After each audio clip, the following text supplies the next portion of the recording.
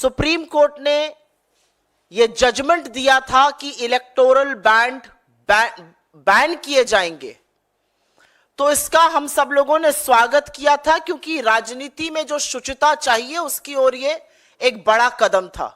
मुझे याद है इसी प्लेटफॉर्म से मेरे सहयोगियों ने और मेरे नेताओं ने आपको एड्रेस किया था और हमने इसका स्वागत किया था। इसका स्वागत इसलिए किया गया था क्योंकि चुनावी चंदा जो होता है वो कैसे आ रहा है, उसको कौन दे रहा है, किस लिए दिया जा रहा है, क्या मोटिव है, यह लोकतंत्र में जनता को जानना बड़ा जरूरी है। और यह वाकई में एक ऐतिहासिक निर्णय था। 2017 से यह जो ऑर्गेनाइज लूट मची थी, इसका अंत सुप्रीम कोर्ट ने 15 फरवरी 2024 को किया था।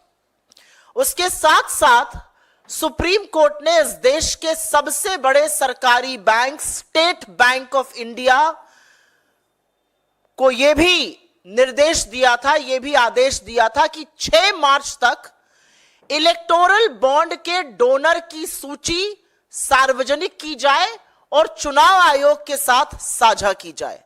करीब 21 दिन का वक्त मिला था।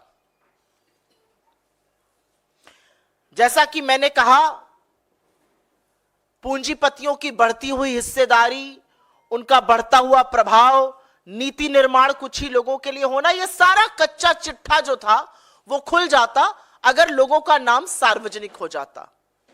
लेकिन बड़े हैरत अंगेज तरीके से जो एक्सपेक्टेड था, इसकी हम उम्मीद कर रहे थे कि एसबीआई सुप्रीम कोर्ट के सामने ये कहेगा, और एसबीआई ने ये कर दिखाया।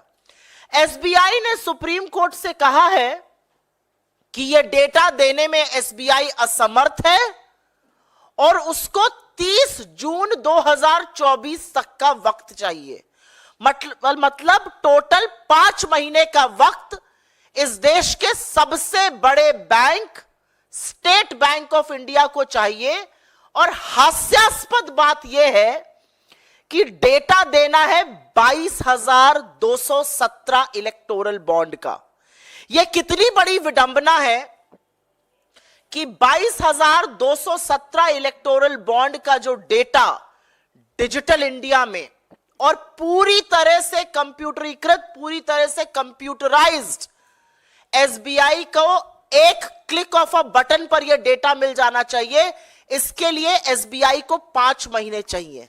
वो एसबीआई जिसके पास 48 करोड़ बैंक अकाउंट हैं, वो एसबीआई जिसकी 23,000 के करीब ब्रांचेस है, वो एसबीआई जो 66,000 एटीएम चलाता है पूरे देश में, उसको 22,217 इलेक्टोरल बॉन्ड किसने दिए, उसका विवरण देने के लिए 5 महीने चाहिए। यहां पर यह बताना जरूरी है कि भारतीय जनता पार्टी शुरू से असहज थी। 2017 में जब यह स्कीम आई और पिछले वित्तीय वर्ष के अंत तक 31 मार्च 2023 तक करीब 12,000 करोड़ रुपए इलेक्टोरल बॉन्ड के माध्यम से पॉलिटिकल पार्टीज को मिले, जिसमें 2/3 अकेले भारतीय जनता पार्टी को मिले। करीब 6500 करोड़ रुपए भारतीय जनता पार्टी को मिले और करीब 9% अबाउट 1,000 करोड़ रुपए से थोड़ा ज्यादा कांग्रेस को मिले। तो भारतीय जनता पार्टी चिंतित थी। चिंतित इसलिए थी क्योंकि अगर लोगों का नाम सार्वजनिक हो गया तो पता चल जाएगा कि कौन सा मित्र कितना दे रहा था, क्यों दे रहा था।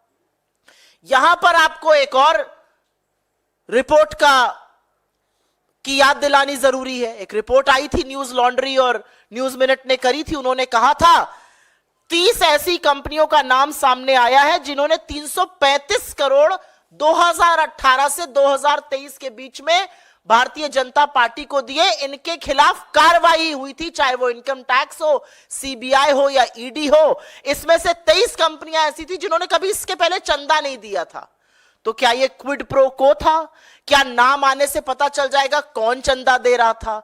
क्या नाम आने से पता चल जाएगा किस समय चंदा दिया गया? क्या ये भांडा फूट जाएगा कि चंदा लेकर कौन सी नीति बनाई गई?